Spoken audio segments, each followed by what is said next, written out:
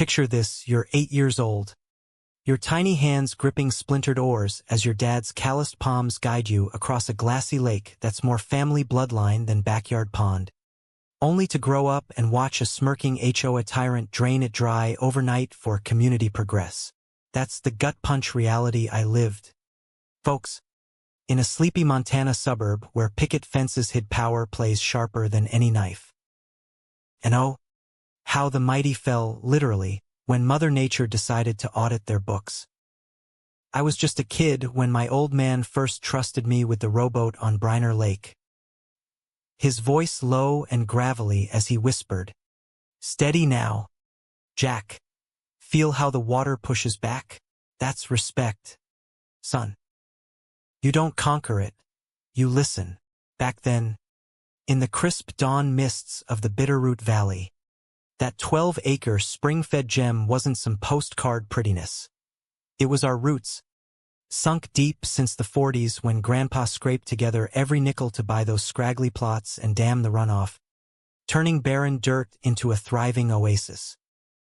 It watered our crops, cooled the horses, and drew in migratory birds like old friends stopping by for a chat. Fast forward 3 decades, and I'm back as a retired civil engineer, burying Dad and raising my girl, Sarah, on the same shores where I learned life's hard equations. See, I'm the guy who crunches numbers on floodplains and soil shear strength. I've seen dams burst and bridges buckle because some hotshot ignored the math of the earth, as I call it. Our land? It was a fragile balance, the lake's pressure holding the silt and sediment in a polite truce. Mess with that, and you're flirting with chaos. But suburbia has a way of sneaking in like weeds through concrete cracks. When the new houses started popping up around our quiet corner, I figured, hey, progress happens. I even joined the fledgling Lakeside Homeowners Association, HOA for short, thinking it'd be harmless chit-chat about lawn heights and holiday lights, all voluntary to maintain our charming rural vibe, as their flyer put it. For a bit, it was potlucks, friendly nods over fences. Then Karen Whitaker slithered in. Oh, Karen. Picture a woman in her mid-50s with a bob haircut sharper than her tongue, always in pastel polos and khakis, clipboard in hand like a scepter. She moved from some cookie-cutter suburb in California, where she'd apparently ruled her old HOA like a mini-dictator. Karen didn't see the valley's wild beauty. She saw untapped potential, her eyes glazing over dollar signs while she preached about elevating standards. Within weeks, she'd sweet-talked or strong-armed her way to board president, her voice dripping honeyed condescension at meetings. We're not just neighbors. We're a community of excellence. Yeah, right. Her big pitch, the Lakeside Legacy Project, turning the untamed edges of my family's lake into 18 premium townhomes, with fake stone facades and zero-lot lines. Think of the property values, she'd beam, flashing PowerPoints of rooftop decks and communal spas that screamed, "Anywhere USA." Not Montana ruggedness. I bit my tongue at first, but at that inaugural pitch meeting in the stuffy community center, I couldn't stay silent. Standing up amid the folding chairs and stale coffee cleared my throat. "Look, Karen, I've run the hydrology numbers. This basin's an old floodplain, stabilized by my grandpa's original dam. You start digging and diverting, and you're asking for subsidence. The soil here's like wet clay. Drain it, and it'll shift." She tilted her head, that fake smile plastered on like bad wallpaper. "Oh, Jack, we've consulted top experts, environmental consultants. You know, they're all on board. No names, no reports, just glossy brochures waving like flags of surrender. This is about progress, not clinging to outdated rustic charm." The room murmured approvals from the newcomers, Folks with shiny SUVs who'd bought in for the views without a clue about the land's temper. I left feeling like I'd swallowed gravel, the mountain air doing nothing for the knot in my gut. Sarah, home from college, caught my expression over dinner. Dad, they're messing with the wrong engineer. You wrote the book on this stuff, literally. She laughed, but I saw the worry in her eyes. Me, I felt the tide turning already, subtle as a receding shoreline. Started small, those orange survey stakes popping up like acne on the lakeshore, mere feet from my weathered dock. HOA approved development, they boasted in bold letters.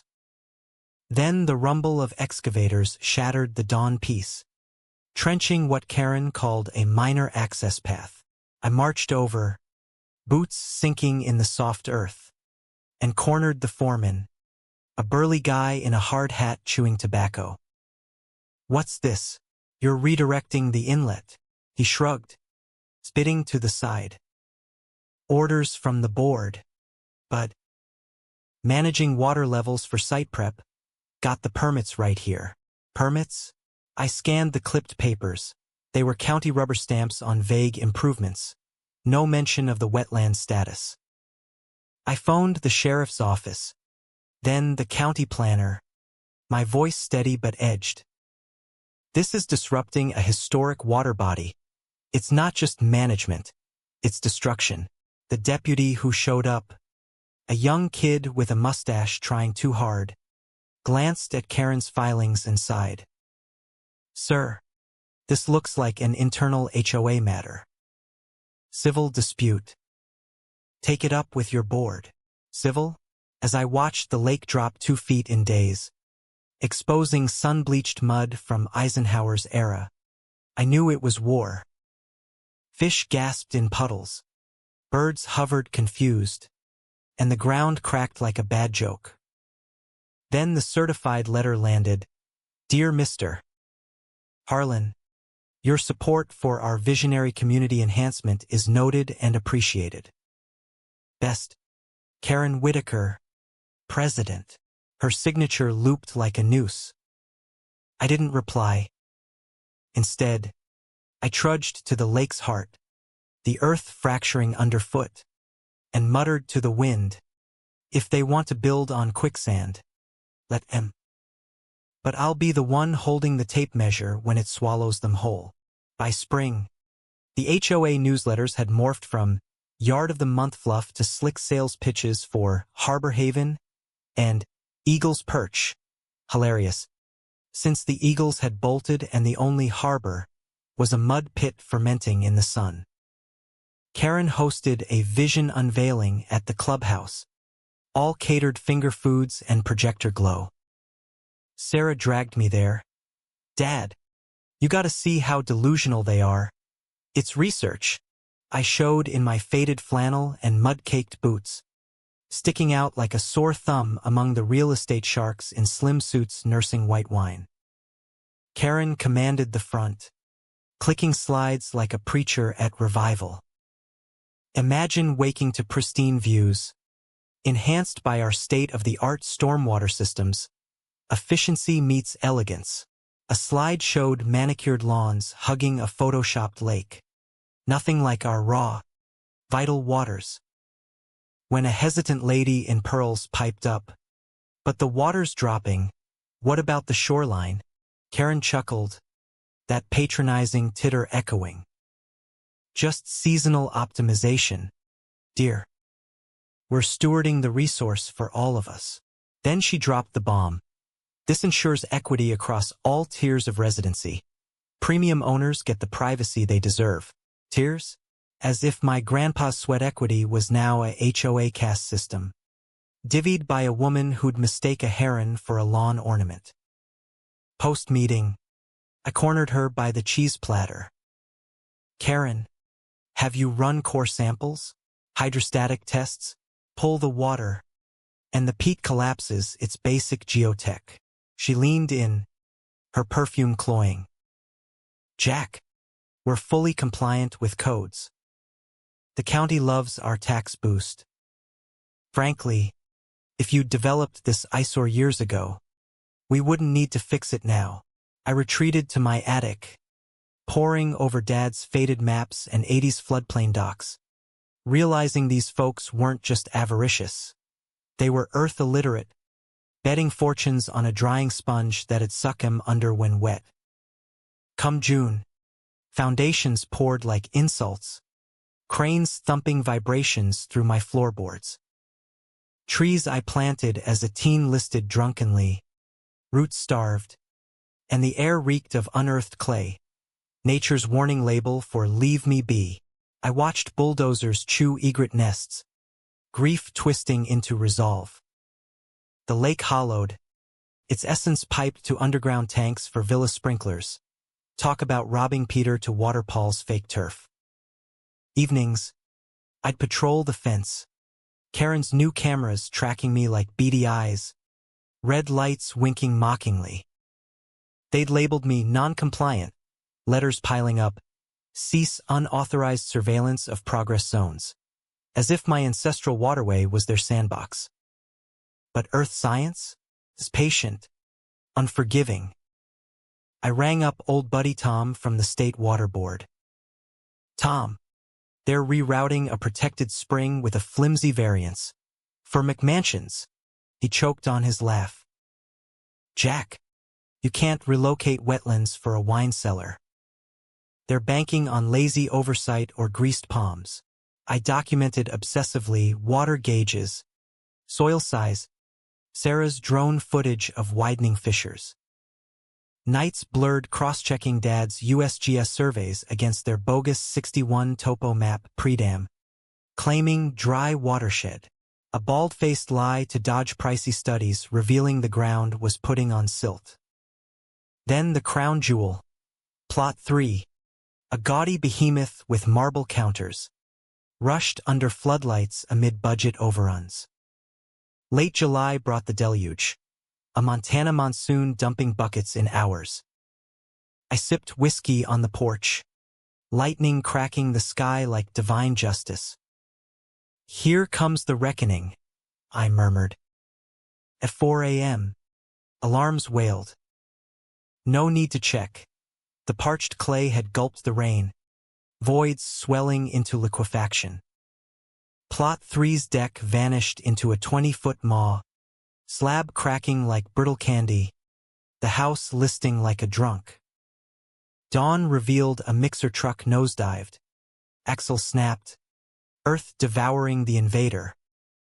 Karen arrived disheveled, no polo, hair wild, berating workers as buyers gawked from luxury rides. Spotting me arms folded, she stormed over, veins bulging. Did you tamper with the drains? This is sabotage. Her voice cracked, mask slipping. I met her glare coolly. Didn't touch a thing, Karen. But I didn't build on a sponge either. Nature just exhaled. Should have crunched the numbers. The HOA spun it as anomalous settling. But cracks spread, literal and figurative. I lawyered up with Rita Gomez, a bulldog environmental attorney who ate developers for breakfast. No payout, I told her. Restore the lake or bust. Their counter? A multimillion defamation suit. A bully tactic to silence me. But the neighborhood stirred. Once sneering neighbors whispered at my door about shifting garages, jammed windows. We thought you were the crank, one admitted sheepishly. The lies festered.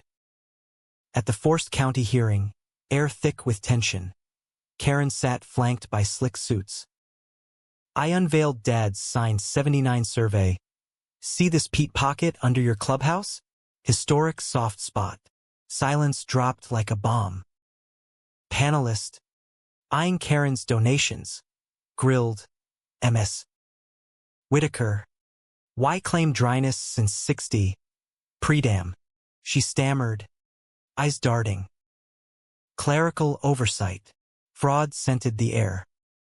I rose unscripted. This isn't Holmes, It's hubris. You ignored the birds, the balance, thinking rules trump reality. Staring her down, your legacy is sinking faster than your credibility. Media pounced. Lakeside Legacy became quicksand quagmire. Desperate, the HOA moved to dissolve, scattering assets like rats fleeing. But I damned that escape. Rita's injunction froze everything, trapping them in EPA crosshairs and class actions from their own premium buyers. True win. That crisp October morn. Condemnation notices slapping villa pillars. I watched families pack, hollow-eyed, realizing dreams were liabilities. One resident paused. Sorry, Jack. We bought the hype. I nodded. Next time, check the foundation. Judge Harlan's hammer fell. Full restitution, permits yanked, mandated restoration with me consulting. Excavators returned, not to build but dismantle, concrete crumbling like egos. Reconnecting springs, water gurgled back, earth sighing relief. Frogs chorused first, then herons splashed. Sarah and I replanted, her giggles rippling over refilling waters. Karen vanished eastward, chasing new prey. The site's now a state wetland trust one steward, a salvaged wood sign reading, Earth Remembers. At sunset, lake golden and still, Dad's lessons echoed in the peace. But here's the kicker that haunts my starlit nights. How many Karens are out there? Clipboard queens turning souls into spreadsheets? Share your tales. Fought an HOA Goliath? Watched paradise paved? Or am I the bad guy? Sinking homes for frogs? Was I justified in watching their empire drown? Or should have I bent for progress?